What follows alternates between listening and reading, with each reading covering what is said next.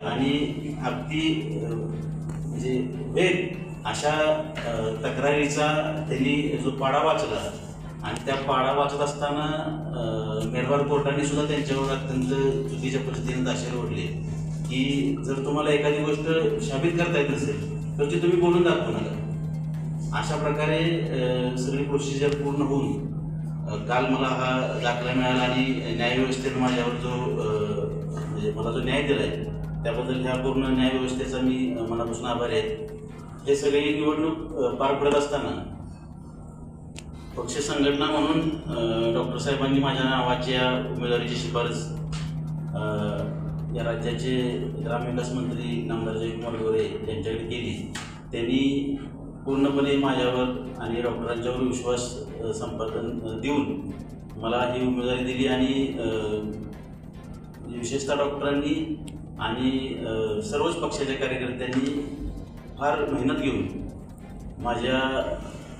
विजयश्रीचा निकाल आणण्यासाठी जे आतोनात प्रयत्न केले त्याबद्दल संघटनेचे प्रमुख डॉक्टर आवागकर असतील, नामदार जयकुमार गोरे भाऊ असतील, या सगळ्यांचे मी या निमित्तानं मनापासून आभार मानतो. आणि मला एक विशेष आभार या निमित्तानं मानायचे की माननीय मनोजदादा जरांगे पाटील यांच्या अथक प्रयत्नातून आणि कष्टातून जे मराठा समाजाला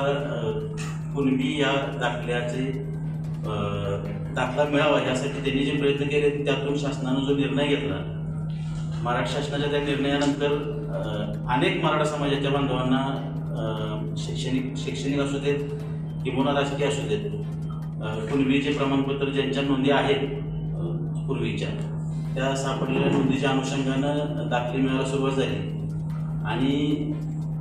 त्या दाखल्याचा परिपाक म्हणूनच मी आज ओबीसी या प्रवर्गातून कुणबी दाखल्याच्या आधारे निवडणूक लढवू शकलो. त्यामुळे माननीय मनोजदादा जरांगे पाटील यांचे मी पहिल्यांदा मनापासून आभार मानतो. महाराष्ट्र शासनाचाही आभार मानतो. माननीय मुख्यमंत्री देवेंद्र फडणवीस साहेबांनी जो कुणबी हा प्रवर्ग ओबीसी असताना मराठा समाजाला त्यात दाखला मिळवून देण्याची जी संधी त्यांनी उपलब्ध करून दिली त्या निमित्ताने या निमित्ताने मी त्यांचेही मनापासून आभार मानतो. आणि